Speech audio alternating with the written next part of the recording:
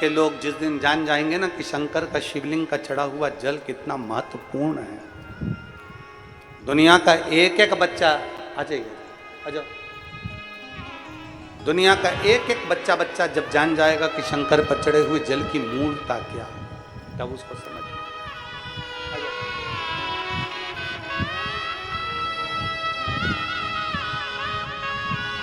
कृपा की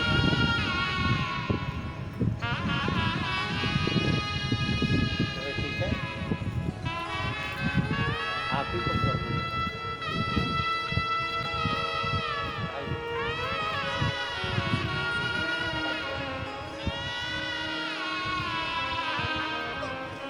ये कई वर्षों के बाद हुआ है, एक बार जोरदार ताली बजाएं, कुबेरेश्वर बाबा की कृपा।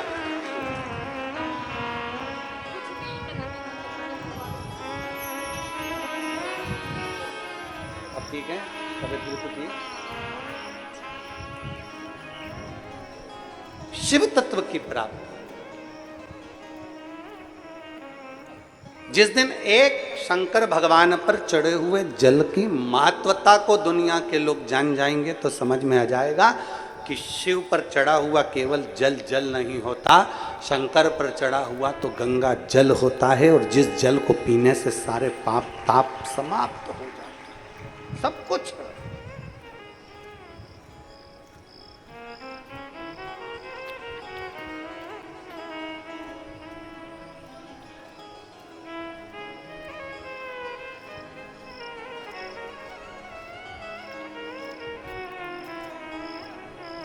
शिव पर चढ़े हुए जल का मात्र आचमन कर लेने पर, शंकर के चढ़े हुए जल का मात्र अपने ऊपर प्रोक्षण कर लेने पर जीव को क्या क्या सुख प्राप्त हो जाता है, क्या उसको समझ में जिस दिन आ गया। फिर निवेदन है, प्रतिमा एक की होती है और शिवलिंग एक स्वरूप में। शंकर के शिवलिंग में केवल एक देव नहीं, शंकर के शिवलिंग में अनेक अनेक देव, 33 कोटि देवता उस शिवलिंग के अंदर विराजमान होते हैं, 33 कोटि।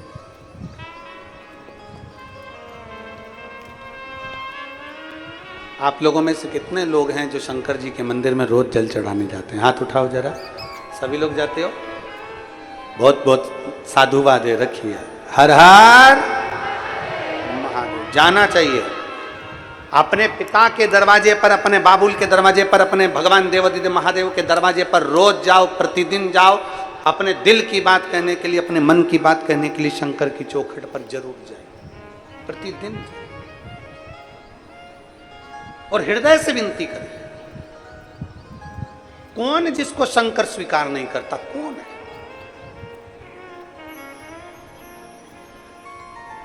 कहने वाले कहते रहेंगे शिव जी पे जल मत पियो, शंकर पर चढ़ा हुआ जल का आचमन मत करो, शंकर जी पे चढ़ा हुआ जल का स्मरण मत करो। निवेदन, जितना ज्यादा इधर उधर भटकोगे, पूरी जिंदगी तुम्हारी भटकने में निकल जाएगी और कुछ भी हाथ में नहीं लगेगा। अब अपने दिल को एक पक्का कर लो कि हम शंकर के हैं, शंकर हमारा है, हम शिव को जैसे भजेंगे शिव हमको वैसा मिल जाएगा, बाकी का हमें कहीं नहीं जाना, हमें शिव तत्व को जानना है। जितना भटकोगे, जितना भटकोगे उतना उतना लोग भटकोगे, जितना। और कितनी किस्मत लेकर आयो जी, अरे गनौद वालों को तो कितनी किस्मत, जरा भाग्य की सराहना करिए तुम्हारे। एक तो सावन का सोमवार और 72 वर्ष में पड़ने वाला ऐसा सावन, सोमवार का दिन शिव महापुराण की कथा, और बचा कुचा था तो सोमवार की अष्टमी भी आज ही है। ये शिव कृपा है, ये भगवान देवादिदेव महादेव की कितनी कितनी करुणा, कितनी कितनी उदारता, जरा विचार करिए, कितनी कृपा, कितनी उदारता, कितनी करुणा। अब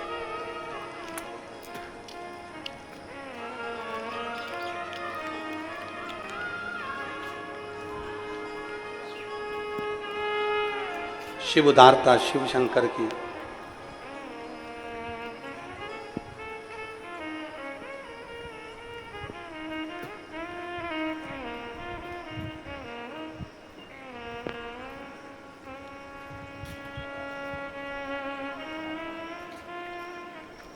भगवान ओघड़दानी की जब उदारता हो तो क्यों ना कुछ प्राप्त हो, वो कहते हैं ना,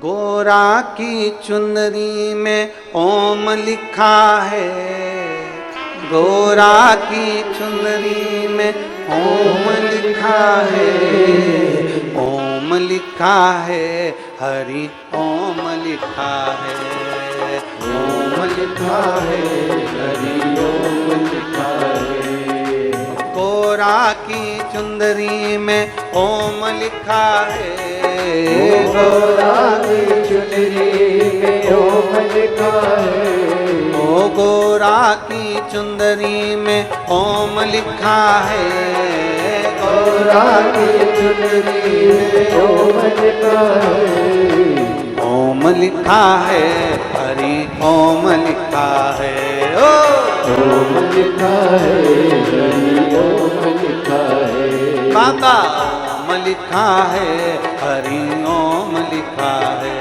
ओ ओम लिखा है, हरि ओम लिखा है, अरे गोरा की चुंदरी में ओम लिखा है, गोरा की चुनरी में ओम लिखा है, ओ गोरा की चुंदरी में ओम लिखा है, गोरा की चुनरी में ओम लिखा है, हाँ ओम लिखा है, हरि ओम लिखा है, बाबा ओम लिखा है, हरि ओम लिखा है, अरे ओम लिखा है, हरि ओम लिखा है, ओम लिखा है, हरि ओम लिखा है,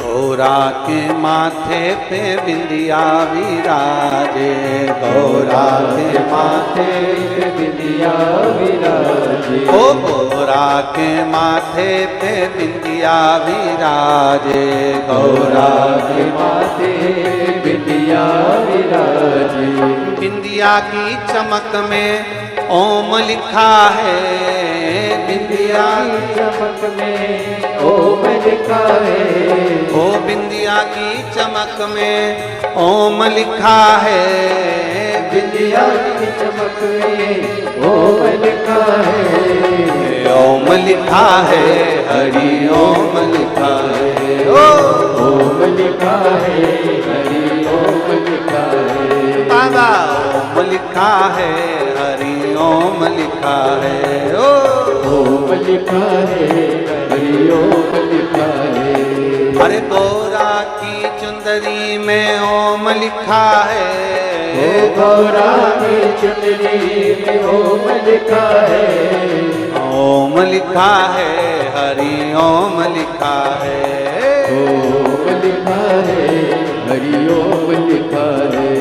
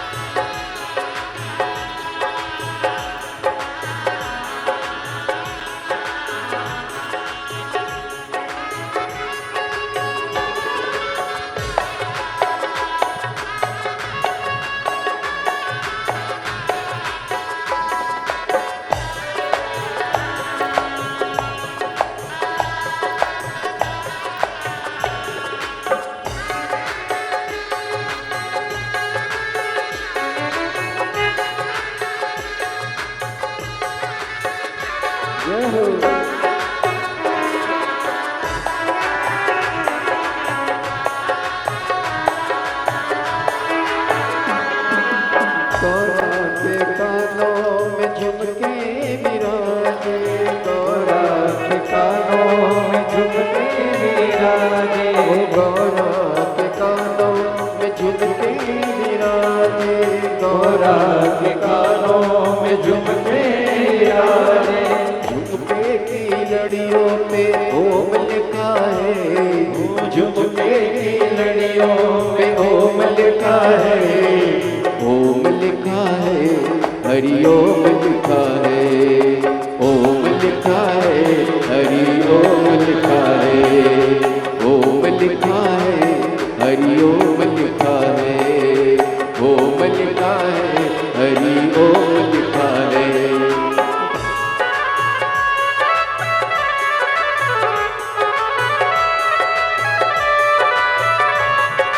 शंभो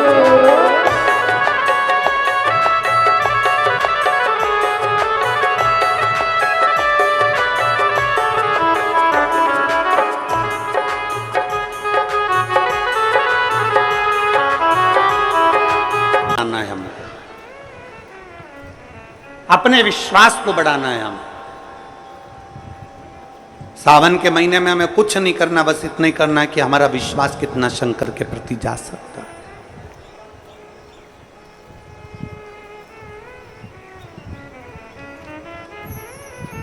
बहुत सारे मिलेंगे आपको जो शंकर जी से आपको दूर करते जाएंगे, बहुत मिलेंगे। श्रावण शिवरात्रि के आज के इस शुभ अवसर पर आप सभी को श्रावणी शिवरात्रि की बहुत बहुत बधाई हो। बाबा देवाधिदेव महादेव की कृपा बनी रहे। इसका नाम है शिवरात्रि। क्या नाम है? शिवरात्रि। मतलब शिव की आराधना पूरी रात होती है। कब होती है? पूरी रात। 4 पहर की पूजन होती है महादेव की, शिव महापुराण में लिखा है। पूरी रात आराधना करो, तुम्हारी मर्जी पड़े जब तक करो। शिवरात्रि कोई भोग और वासना की रात्रि नहीं है, आसक्तियों की रात्रि नहीं है। शिवरात्रि मेरे महादेव को प्रसन्न करने की और उसकी भक्ति की रात्रि है।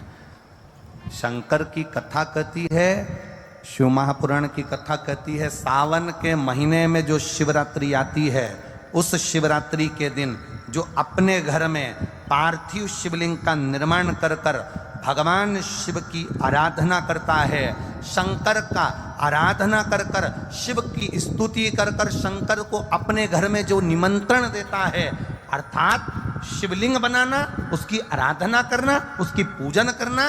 शंकर की आराधना अपने घर में बैठकर करता है। शिव महापुराण की कथा कहती है उसके घर में महादेव नित्य उसके घर में नूतनता प्रदान करता है और उसके कार्य को सफल करता है। यह श्रावण की शिवरात्रि।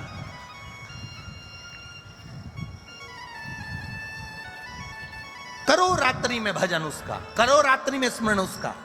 9 बजे से 10 बजे तक करो उसकी आराधना। मुख से बोलते रहना अनुष्ठान में। अगर यहां पंडित जी जब अनुष्ठान कराएंगे, पूजन कराएंगे, तब आपको कुछ ना आए, उस समय पर आप केवल एक उच्चारण करते रहना, या तो नमः शिवाय या ओम नमः शिवाय। ना बन सके तो श्री शिवाय नमस्तुभ्यम बोलते रहना। शंकर का गुणगान करते रहो, श्री शिवाय नमस्तुभ्यम। मैं शिव आपको नमन करता हूं, प्रणाम करता हूं। कुछ नहीं है मेरे पास, क्या दूं मैं आपको। दुनिया के लोग दूध चढ़ाकर सोचते हो कि बहुत बड़ा काम कर रहे हैं, पर भक्त जो होता है ना, वो अपने दोष शंकर को दिखा देता है, अपने दोष शिव को दिखा देता है। भक्त, सच्चा भक्त अपने दोष दिखाएगा भगवान को, सच्चा भक्त।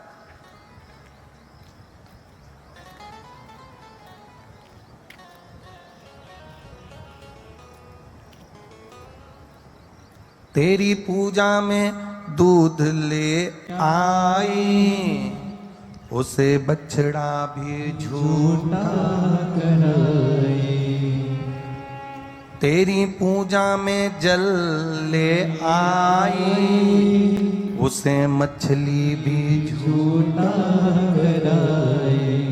तेरी पूजा में फूल ले आई, उसे भवरा भी झूठा कराए। तेरी पूजा में मिठाई ले आई, उसे चींटी भी झूठा कराए।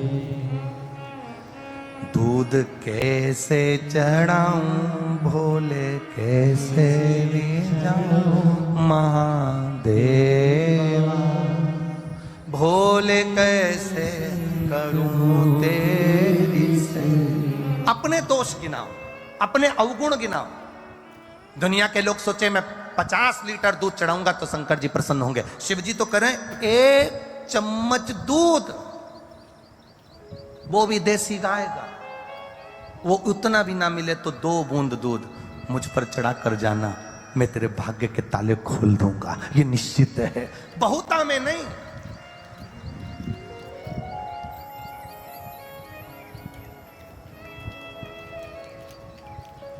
एक बार एक डॉक्टर साहब, बड़े बड़े विद्वान डॉक्टर, बड़े विद्वान, वो एक संत से भिड़ गए। संत कहते थे भगवान दिल में रहता है। भगवान कहाँ रहता है? बोलो बोलो जम के, दिल में रहता है। डॉक्टर साहब भिड़ गए, बड़े विद्वान थे, सर्जरी करा करते थे, ऑपरेशन किया करते थे। एक दिन डॉक्टर साहब ने संत से आकर कहा, क्यों फालतू के प्रवचन देते हो, फालतू की चीजें बोलते हो? ये कोई बोलने वाली बात है कि भगवान दिल में रहता है? मैंने हार्ट के कम से कम 500 ऑपरेशन करे, एक भी हार्ट के अंदर, एक भी दिल के अंदर मुझे भोलेनाथ नहीं मिले। डॉक्टर कह रहा है, ए पंडित, ए संत, साधु, सन्यासी, तपस्वी, साधक, उपासक, क्यों झूठ बोल रहे हो? इतनी बड़ी बड़ी व्यासपीठ पर बैठते हो, प्रवचन देते हो, क्यों झूठ बोल रहे हो कि भगवान दिल में रहता है, हृदय में रहता है, हार्ट में रहता है? मैंने 500 ऑपरेशन करे, 500 सर्जरी करी, देश में विदेश में जाकर, इतने दिल खोले, इतने हार्ट खोले, एक हार्ट में मुझे महादेव नहीं मिले, दिल में कहीं मुझे महादेव नहीं मिले, फिर क्यों झूठा प्रवचन देते हो? संत ने कहा, उत्तर में दूंगा, पहले जाओ, सामने गाय बंधी है, उस गाय का दूध निकाल के लाओ। संत गए गाय का दूध निकालने के लिए, गाय के थन को हाथ लगा लिया, खींचा, तो भी गाय ने दूध नहीं दिया। खूब मेहनत कर ली, आधा 1 घंटा मशक्कत कर ली डॉक्टर ने, पर गाय ने दूध नहीं दिया। संत ने पूछा, डॉक्टर साहब गाय ने दूध दे दिया कि नहीं दिया? अब एक काम करो, सामने बछड़ा है छोटा सा, उस बछड़े को खोलो, वो अपनी माँ के पास जाएगा, माँ को मुख लगाएगा, उसके बाद बछड़े को हटाना, फिर दूध लेना। बछड़ा खोला, दौड़कर अपनी माँ के पास गया, गाय के थन को बछड़े ने दूध पीना चालू करा, बछड़े को हटाया और दूध निकालना चालू करा, तो भगोनी भरकर डॉक्टर दूध निकाल कर लेकर आ गया। भगोनी भरकर, बाल्टी भरकर डॉक्टर दूध लेकर आया। संत ने पूछा, डॉक्टर साहब दूध निकाल रहा है? हो, पहले निकाला क्यों नहीं आया? अब निकाला कैसे आ गया? पता नहीं, पहले निकाला, खूब मशक्कत करी, एक बूंद दूध नहीं निकला। बछड़े को छोड़ा, बछड़ा उसकी माँ के पास गया और जाते के बाद जो दूध निकाला, दूध बाल्टी भरकर प्राप्त हो गया। बस डॉक्टर, भगवान दूध की तरह है, मिलने को तैयार हो जाता है, पहले इस दिल को भगवान तक छोड़ना तो पड़ता है, तब दूध निकलता है, तब परमात्मा मिलता है। भगवान को पाने का तरीका है, पहले आप अपने मन को तो छोड़ो परमात्मा के लिए, उसकी चिदानंद वृत्ति तक तो पहुंचो। दिखावट की जिंदगी से, सजावट की जिंदगी से और बनावट की जिंदगी से दूर हो जाओ कि मैं सारे स्त्रोत जानता हूं, मुझे सारे मंत्र आते हैं, मुझे सारी विद्या आती है, मैं सब जानता हूं, मुझे ये आता है, मुझे वो आता है।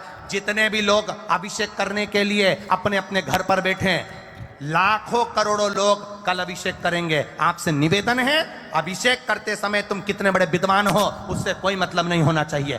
पंडित जी मंत्र बोल रहे, साधना करा रहे, उससे मतलब नहीं, तुम्हारी चित्तवृत्ति शंकर से जुड़ी होना चाहिए, यह दिल परमात्मा में लगा हुआ होना चाहिए। तुम्हें यह विश्वास होना चाहिए कि मैं पार्थिव शिवलिंग का निर्माण कर रही हूं, मैंने पार्थिव शिवलिंग बनाया है, उसकी पूजन कर रही हूं, मतलब मेरा महादेव मेरे दुख हरने के लिए मेरे घर आया है और मेरा दुख कटेगा, ये निश्चित है, वो काट कर रहेगा। अकाल मृत्यु वो मरे जो काम करे चंडाल का, काल उसका क्या बिगाड़े जो भक्त हो महा काल का। मेरा शिव मेरे दुख हरेगा, मेरा शंकर मेरा काल हरेगा, मेरा शिव मेरे सम्मुख में आएगा। कई लोग कहेंगे आधी रात को अभिषेक करोगे, कोई कहेगा दिन में अभिषेक करोगे, कोई कहेगा रात्रि को अभिषेक करोगे।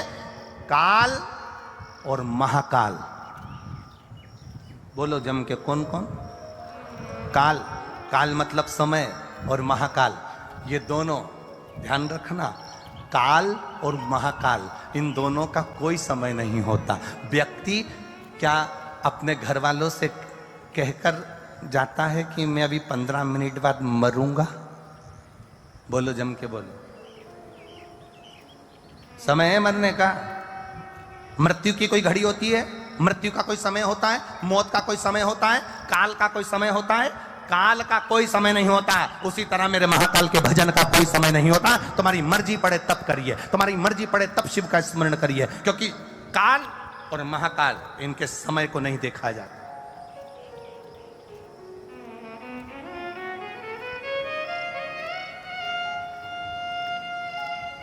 कब कौन सी बीमारी तुम्हारे सामने आ जाए, कब कौन सा दुख तुम्हारे सामने आ जाए, कब कौन सी तकलीफ तुम्हारे सामने आ जाए, उसकी कोई समय सीमा नहीं है।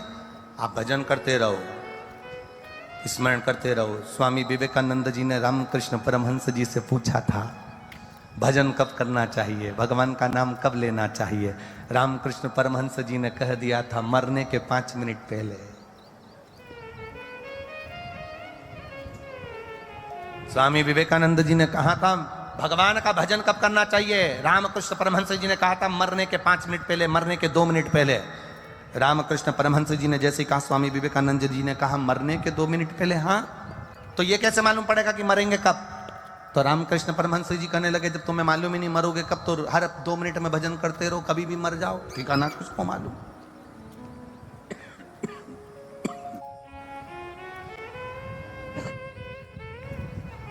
करो शिव का भजन।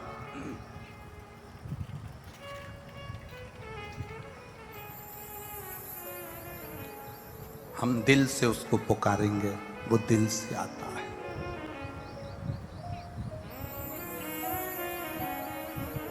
दिल से।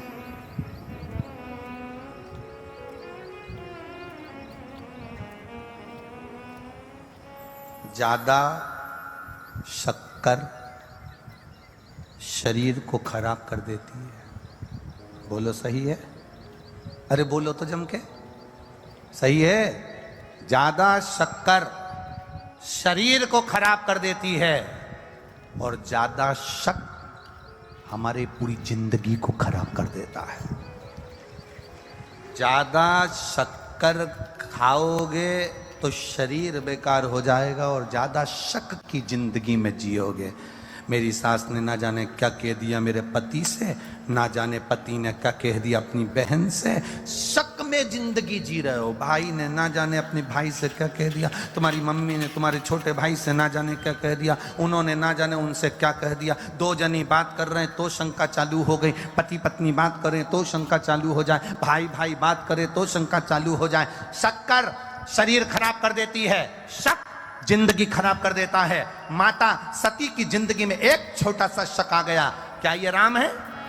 सती की जिंदगी में एक छोटा सा शक आया, क्या ये राम है, ये परमात्मा है, ये नारायण है जो अपनी पत्नी के लिए रो रहे? बस जरा सी शक सती माता ने करी और शक ने पूरा परिवार नष्ट कर दिया। जरा सा शक माता सती ने करा था, भगवान भोलेनाथ के वचन पर शक कर लिया कि क्या ये नारायण है जो रो रहे हैं, ये राम जी अपनी पत्नी के लिए रो रहे हैं, ये भगवान है। जरा सा शक करा, जरा सा शक करा और पूरा परिवार बर्बाद हो गया। पूरा सती मैया जलकर भस्म हो गई, भोलेनाथ तप साधना में लीन हो गए, सब अलग अलग हो गए, सब कुछ नष्ट हो गया। जरा सा शक हमारी पूरी जिंदगी को, पूरे परिवार को, पूरे कुटुंब को, पूरे हमारी समाज को पूरा बर्बाद कर देता है। एक शक की जिंदगी मनुष्य को बर्बाद की ओर लेकर चली जाती है। कई लोगों के मन में शक आ जाता है, शंकर जी को जल चढ़ाएंगे तो ऐसा हो गया, तो शक में आ जाओ, बिल्कुल मत चढ़ाओ। कोई कहे रात्रि को शंकर जी का अभिषेक करेंगे, पूजन करेंगे, शक में बिल्कुल मत अभिषेक करो। शक नहीं हो तो करना, शक है बिल्कुल मत करना। मंदिर भी जाना तो शक से परे होकर जाना। मैं शंकर जी के मंदिर जाऊंगी, किसी ने कुछ कह दिया तो शक में जा रहे हो।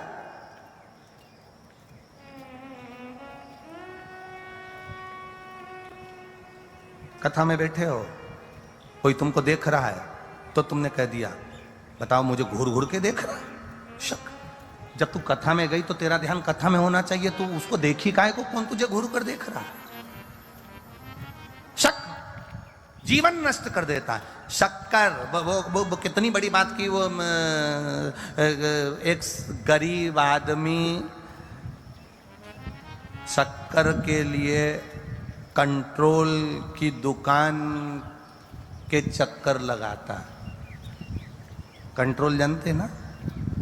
अरे बोलो तो जम के, जानते हो सरकारी सामान की दुकान जो होती है, आटा चाल शक्कर। गरीब आदमी शक्कर के लिए कंट्रोल की दुकान के चक्कर लगाता है, कंट्रोल के चक्कर लगाता है। और अमीर आदमी शुगर को कंट्रोल करने के लिए डॉक्टर के चक्कर लगाता है।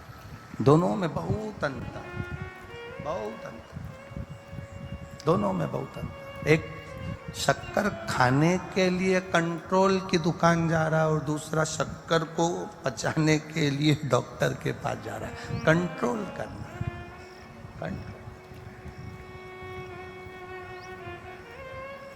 शंका से दूर हो जाओ, दूर। कई लोग होते हैं, एक बुजुर्ग व्यक्ति रेल में सफर कर रहा था, ट्रेन में जा रहा था, बेचारा सीधा साधा था, कुछ पढ़े लिखे लड़के